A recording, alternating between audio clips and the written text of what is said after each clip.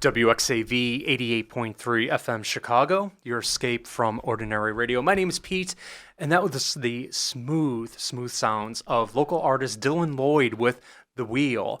And we have Dylan in studio with us right here, right now. Dylan, man, how are you? Bro, I'm so good. It's so awesome to be back here with you. You know, it's funny because I have known you, 20 years now? Yeah. Something like that. Yeah. Old friend. Old friend indeed. Yeah. Back from your days when you were in a local band by the name of Pangea.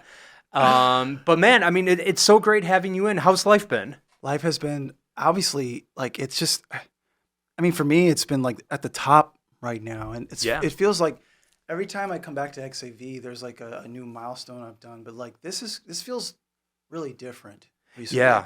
I mean, you just had a sold-out show this past weekend. Yeah. Which, you know, how'd that go? It was amazing. Yeah. It was amazing. It was my first ever. So it was really sick. Oh, that's really awesome. And it was at Uncommon Ground, right? It was at Uncommon Ground. Yeah. And it was just a great venue, and everyone came out, and it was amazing. And big shout out to Two Depressed Kids and the Flips, Flips are also a Mount Greenwood-based, Beverly-based band. Yeah. But yeah, man, it was an excellent show, and it's just been this amazing upward trend for me recently. Mm-hmm. That kind of started with TikTok. Yeah, so tell me about that because, I mean, you're massive on TikTok. You have over 101,000 followers on TikTok right now, which is insane. You know, what is it about TikTok that has helped you just catapult yourself? Right, yeah, no, before we got on air, brother, you were saying, like, what do we do? Like, I'm 37. You're almost, I mean, we're like 4-year-olds trying to figure this game out. So, for me, it's like, I just was trying to follow the formula initially. Mm-hmm. And the formula was, trends and all that other stuff. Yeah. But then that wasn't working. So I actually took some time off, mm-hmm. About a couple months. And then I said, you know what? I'm going to come back to this platform and I'm just going to do whatever I want. Nice. So when I got back to the platform, I just thought to myself, Pete, I was like, I have this idea in my head. It's not even finished. It's completely raw. I'm just going to put it up. Let's see what happens. And I put up this raw idea on piano and me just humming a melody. It wasn't even lyrics. It was gibberish. And it went viral. So I just followed that format every single time. I just post once a week or week and a half. Mm-hmm. And it's just either a finished product, unfinished product, beautiful looking, not beautiful looking, just whatever I want. And it just worked. So. Yeah, the thing that I really dig about it is you're kind of like peeling the layers of the onion back. You're showing the follower your creative process and everything. So there's a part of you being really vulnerable on this. Totally, bro. Yeah. And I feel like a lot of the TikToks I see, whether it's entertainment based or not, there's this like genuine element that seems to go along with videos that go viral with TikTok. Mm-hmm. I mean, not every one of them, but a vast majority I see, like whether they're just filmed at home right on somebody's phone or it's just like, real life stuff. It just seems like most of the videos I see that have thousands of likes, thousands of views, they are usually just real simple, real ordinary, everyday life type of situation, whether it's entertainment or not. So I just figured, okay, well, that's probably the trend, quote unquote, I should apply and so. And it's working for you. Yeah, God willing, man. It's been amazing. Yeah. Yeah, I mean, and not only that, like you were in the top 30 of iTunes over the last month or so with your latest song, So Caught Up. I mean, this has been a killer month for you going on. Yeah, bro. Appreciate you, man. Yeah, that was out of complete nowhere because I released that record in February of 2022. Okay. Which, obviously in the scheme of things with social media, that's like ancient. Yeah. But if you're looking back at just a more practical perspective, that's not that old. No, it's not. It's 2 years. It's 2 years old. Yeah. Like just 2 years.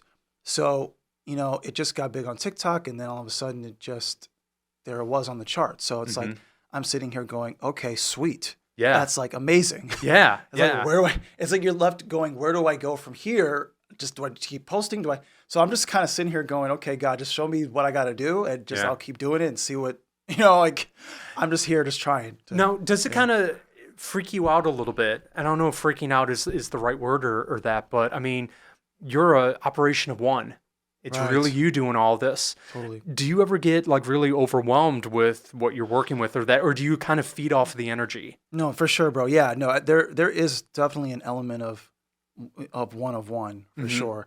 And it's even more so in this music business it is too. I mean, I have a wonderful label, Factory Underground, who's my music is distroed with Universal and Virgin, and they do a wonderful job. And I have a licensing deal with a company in Pasadena who puts my music on film and TV shows. They do a wonderful job, but at the end of the day, it is still like a one-of-one situation because, we're in a music business now where, major labels just won't give you advances like they used to anymore. Publishing companies won't give you advances like they used to anymore unless you have a Billboard hit, unless you have a #1, unless you have something has to be going on for them to have incentive to put their money into you. So if there is none in their eyes, then it is just you. Yeah. So for me, it's just like this, charted on iTunes. That's dope. Let's try and hopefully get somewhere else. Yeah. Maybe not this song, another song. Yeah. Let's keep trying to post TikToks. Let's just keep trying to do it. I'll never give up, bro. Yeah, that's awesome, man. Yeah. That's awesome.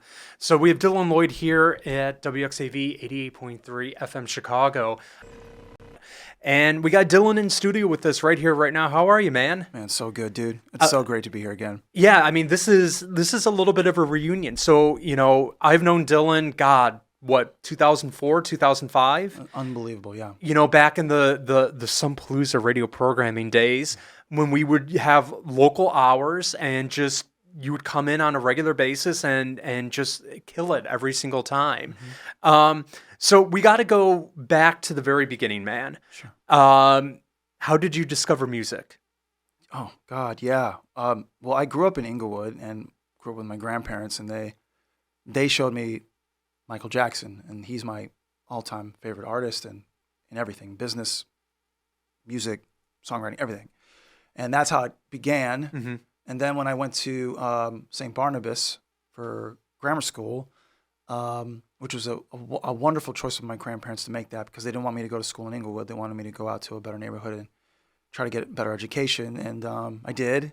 And that really launched my music into another spectrum because I was then introduced to other types of genres that other kids were listening to. So there was one style I listened to from when I was a kid, and there was another style I listened to as a teenager, and then there was another style I listened to in college. So it just kept evolving as I would go to different places in my life.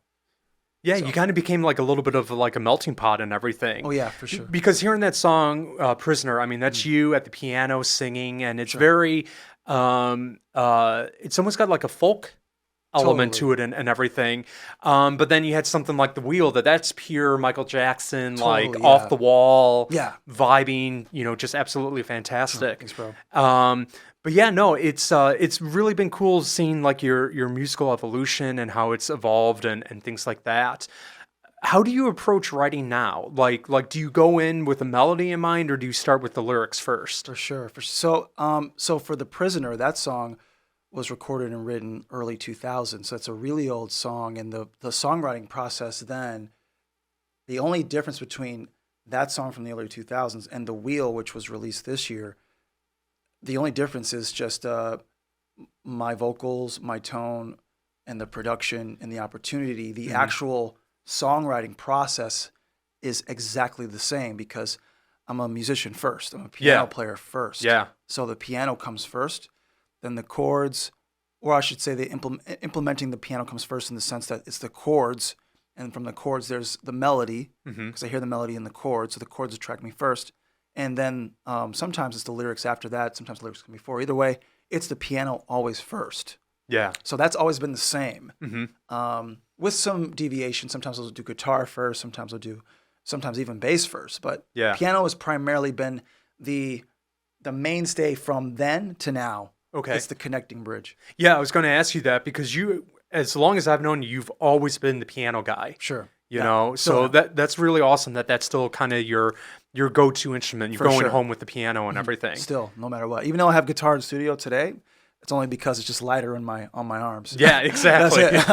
And that's right. Dylan's going to be playing in just a few minutes here on the X88.3 FM Chicago, your escape from ordinary radio. Now, Dylan, if anyone out there is listening, they want to follow you, how can they go ahead and follow you? Absolutely. So yeah, I'm Googleable. So just put my name in Google. You can find a lot of things. You can find my TikTok. You can find my Instagram. You can find my Facebook. But mainly follow me on TikTok and follow me on Instagram. You just put my name in. Dylan Lloyd. Just Dylan Lloyd. Yeah, I'm verified on Instagram. I should pop right up. And on TikTok, I think I have the most followers of a Dylan Lloyd, I think, last time I checked. So you should be able to just find me there. Yeah. So, Dylan Lloyd. I think it's Dylan Lloyd 1 on Instagram and Dylan Lloyd _, I believe, on TikTok. Yeah. So that sounds about right. Mm-hmm, So it's just about 3:30 here in Chicago, which means we're going to have to take a short PSA break. But when we come back, Dylan's going to bust out the guitar and he's going to play for us. So don't touch that dial. You're listening to the X, WXAV 88.3 FM, Chicago. We're back here on the X, WXAV 88.3 FM, Chicago. My name is Pete, and I have local artist Dylan Lloyd here in the studio. Dylan, you're all tuned up. You're ready to go? Let's do it. Okay, awesome. Dylan Lloyd here on the X, 88.3 FM, Chicago. The song's called Runaway, and it was sung on the show Temptation Island.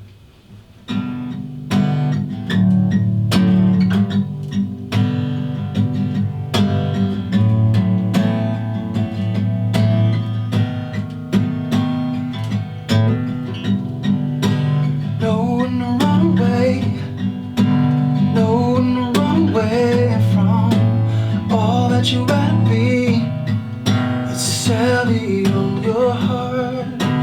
No, no wrong way, no, no wrong way from what's tearing you apart.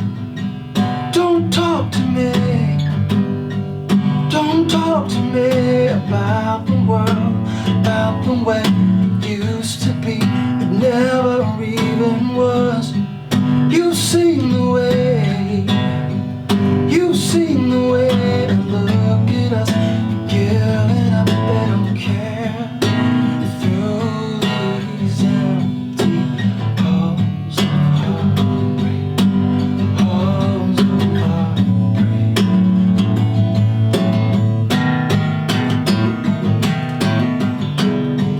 You don't believe it, don't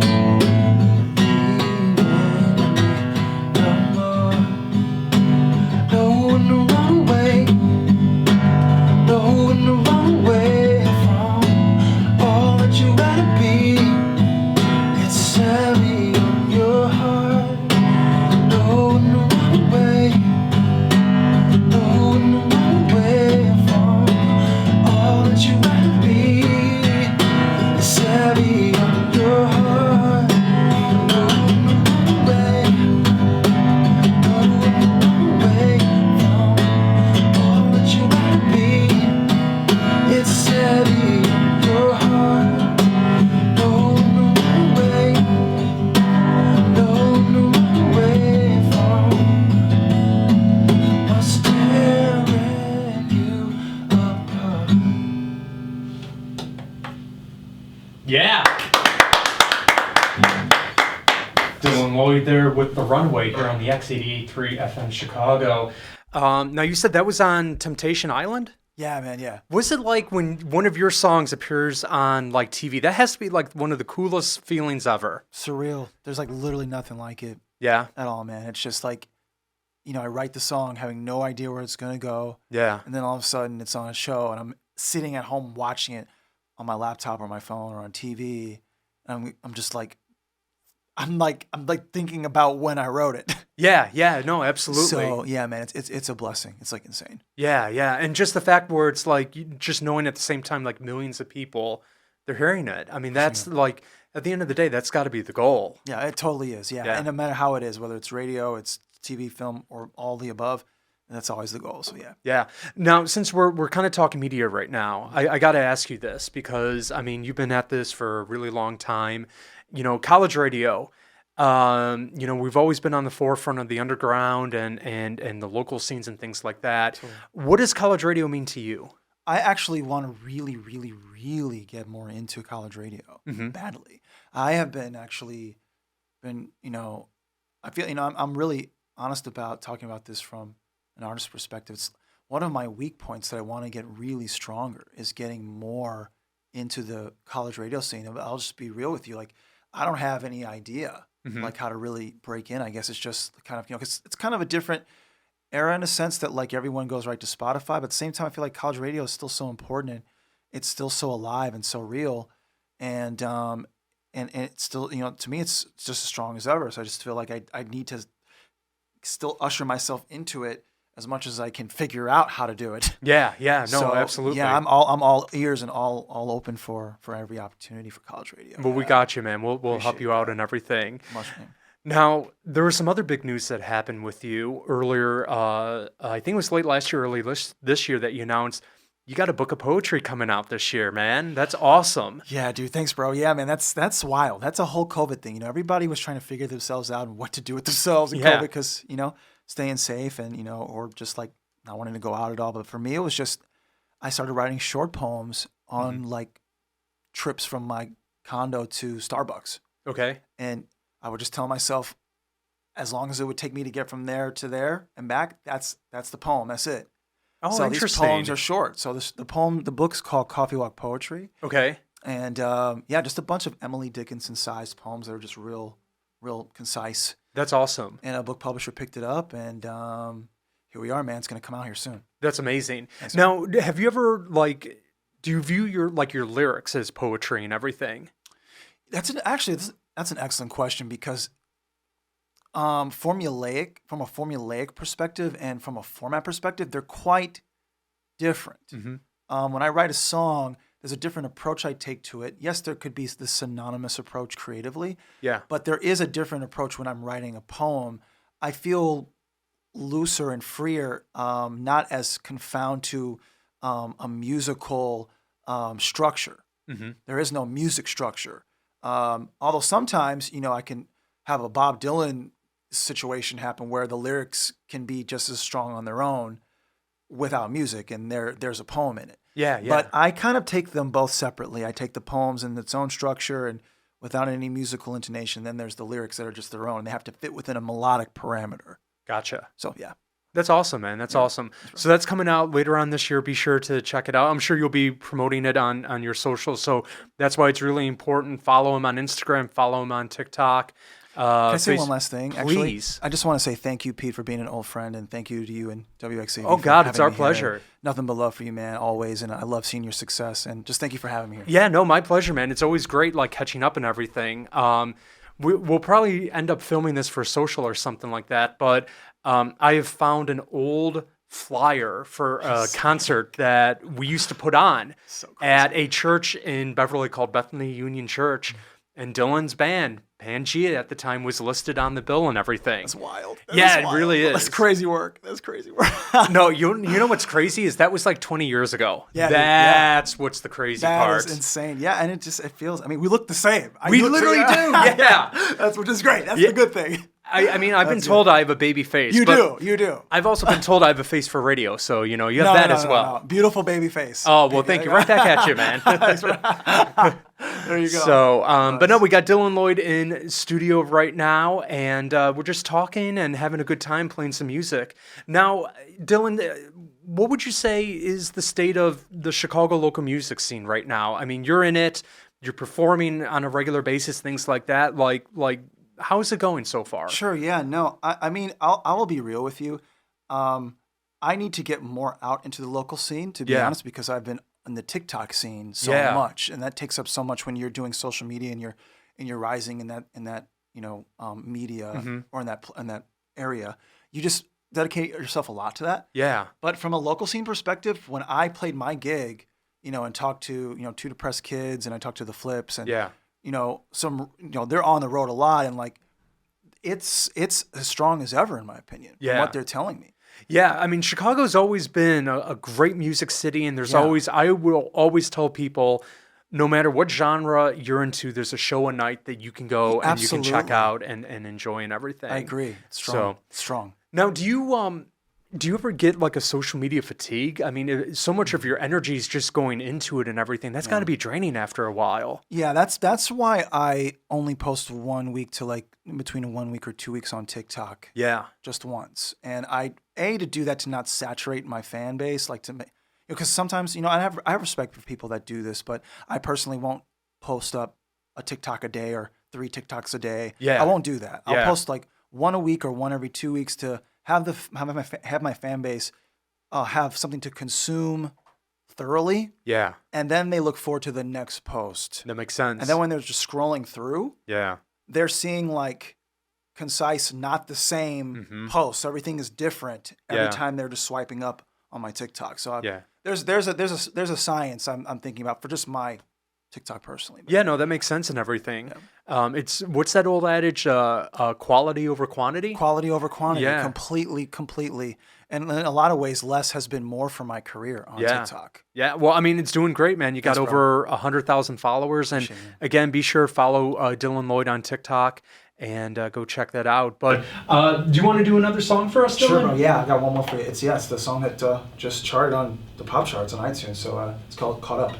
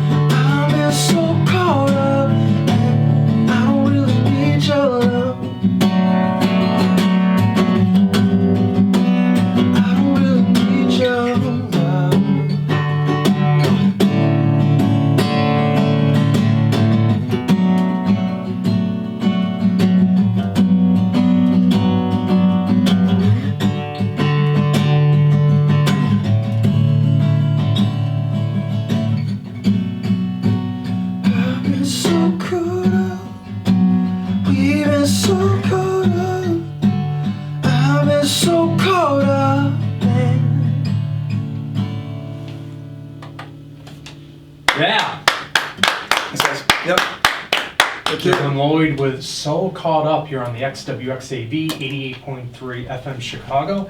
And that is the track that was in the top 30 of iTunes for pretty much all of February, which is absolutely incredible. Thanks, bro. Now, Dylan, Record Store Day coming up soon. Big thing for us music fans, things like that. And we here at WXAV celebrate by participating in an event called Vinylthon. Oh, wow. So I'm going to throw a vinyl question out there for you. Sure. You got 3 albums everyone needs to listen to on vinyl.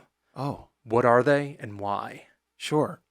Should I name them and name all 3 or name one and then explain, then name another? And then, okay. Whichever way you want to go, man. There's Nothing Left to Lose by the Foo Fighters. Classic. I think that record is one of the greatest records ever made. You know, if you look back into history of the Foo Fighters, if you're a Foo Fighters fan, that was probably the most relaxed record they ever made. Yeah. They had left their label. They just built a studio, I think, in their basement, did cookouts every single day after studio, and had no care in the world but, hey, we're this indie band, quote unquote. Yeah. Unsigned. And we're just making a record, and it's beautiful. It was just him, Taylor Hawkins, God rest his soul, and Nate Mendel just making a record that is the most melodically entrancing record they've ever put out. And in my opinion, the best rock album of the 90s. Yeah, totally. In my opinion, it's so underrated still. Yeah. And it was the first time they ever won a Grammy. So that's backing up my opinion on that. Yeah. The second is Michael Jackson's Bad. Ooh, interesting choice. Yeah, that you know it's funny. I understand. Off the Wall. Completely understand that. Yeah. Out of all the records he ever made, but the thing with Bad is that Michael was trying to push the envelope sonically. Yeah. Knew he couldn't go all the way he wanted to. Mm-hmm. With Bruce Swedien, who was the engineer then, and Quincy, who was the producer. He Yeah. knew he wanted to do more. He could hear it in his head, but the state of production then just couldn't hold what Michael was doing in his head. So I feel like he had to compensate as a songwriter. Yeah. And those songs, bro, there's a reason that I think 5 or 6 of them were top 1 on the chart. Yeah. It was the first album to ever have 5 number 1 singles. Yeah. It's because even though he had to compensate for the lack of production he wanted to get it to, mm-hmm. which was still state of the art for the 80s. Yeah. And have to really knock it out of the park with songs. I mean, there's some killer jams on there from Bad. Smooth Criminals on that one too, isn't it? It is. Yeah. Smooth Criminal. Leave Me Alone, which was actually only released in the UK, not in the US. And that was also, I think, a number 1. Yeah. So technically, I think 6 number 1s, if you think about it. But anyway, there's that one. And I'd say on vinyl, the third record I would pick. This is going to be really difficult, but this is going to be on record forever. I'd say Chris Cornell's Euphoria Morning. Ooh, nice choice. Another 99 record. Yeah. 99 you can see is my year. I just love that year. 99's a really interesting year for music. It is. Yeah. I mean, the underground specifically is just off the chart. Completely. I mean, we're 2 years outside of OK Computer, but Radiohead's working on Kid A at that time. Right. There's a lot of good stuff. And I think Green Day's Warning's 99. Totally. 99 or 2000. I forgot which year. But solid stuff. Yeah, because see, 1999, it was a transitional period for not just, production, but also I think pop music in general. But something about alternative rock kind of stayed in this place just for a little bit. It wasn't like a long time. It didn't extend into the 2000s. No, it didn't. It was just a really quick shot comet type of across the sky quickness of beautiful melody, beautiful production. They just were, I guess it was Chris, he wasn't in Soundgarden. He did his first solo album. That was it. Then it was Foo Fighters. They didn't have, a record label. There was just this freedom in rock with particular artists. And they made music the way they wanted to make it. Yeah, absolutely. I just pulled it up right now. These are just some of the albums that came out in 1999. Sure, yeah. Blink-182's Enema of the State. Dude, an iconic album. Great pop punk right there. Totally. 9 Inch Nails with The Fragile. Totally. One of the most underrated Beck albums, Midnight Vultures. Dude. His funk album is unbelievably great. It is. You have David Bowie with Hours. Unbelievable. You have Moby finally making it big with Play. Right. Which is Moby, right. People forget how big that album was. That was a huge album. Mm-hmm. You also have Slipknot's debut. You have The Writings on the Wall by Destiny's Child. Insane, right? Insane. Absolutely insane. And then also you have some Fiona Apple. You have Blur with 13. Was Britney Spears or anything Christina Aguilera that Christina year too? Aguilera was Genie in the Bottle. Genie in the Bottle, yeah. Yeah, you had that. You had Issues with Korn. You had first Eminem album, Slim Shady. The first Eminem album, right? Yeah. God, we're old, man. Yeah, dude. But you see how pivotal and important that year was for so many different, at least the most important genres to hold the music business up. Oh, yeah. Because without those records, I don't feel like 2000s would have shaped the 10s, would have shaped now the way that it is. That's a great point. Yeah. And I forgot a massive album, Jay-Z's Volume 3, Life and Times of S. Carter. Totally. I mean, that's another huge record that came out. Yeah. Yeah, 99 is a good year. I also saw an argument too. 1999 is like the greatest year of cinema like ever. Really? Yeah, you have like Being Inside John Malkovich. You have a couple other ones. Like critics will argue like 99 is like this golden age of film and everything. Yeah, really interesting. That is an interesting. Maybe because it was just the turn of the millennium kind of thing, and people are just like, they were just on their Y2K fixes. Like, if this is gonna be it, we're gonna make this. That was a thing that people don't realize. That people were afraid like the internet was going to crash, and we were going to go back to the dark ages. Yeah, they're going to the wall with it, so we doing it. We doing it big. Exactly. And they did across all media. Yeah, they really did in everything. And you know what else did? WXAV 88.3 FM. We did that big in 1999. But we're going to take a short break, and we're actually going to play the Flips, who you played with on Saturday night at Uncommon Ground up in Wrigleyville, right? Yeah. Yeah, it's on Clark and Go that. Cubs, yep. Dylan's one of my fellow Southside Cub fans. Yes. Excited for the season? Absolutely. Yeah, I mean, number 2 farm system. Number 2 farm, they're going to win it. Yeah, we're just going to call it. At some point, right it's going to happen again. Yeah, if not this year, it's happening again. It's going to happen. I have faith. I mean, it's the Cubs. It's the eternal optimist. Of course. Actually, one of the greatest things ever was I was out at my sister's house with my nieces and nephew, and I got to show them for the first time ever Rookie of the Year. Oh, sick! Loved it. Loved it. Yeah, that'll convert anybody. Absolutely. Of course. And one of the last ever John Candy movies, God rest his soul. Of course, God rest his soul. Man. So, but here's the Flips with Beach Baskers here on the X, 88.3 FM Chicago. And we're back here on the X, WXAV 88.3 FM Chicago. My name is Pete, and I'm in studio right now with Dylan Lloyd. Dylan, how are you, man? So good. Man, it's been great catching up with you, hanging out, playing. Thank you so much for swinging by and taking some time. Just a couple final questions for you. Any full-length albums on the horizon coming from you?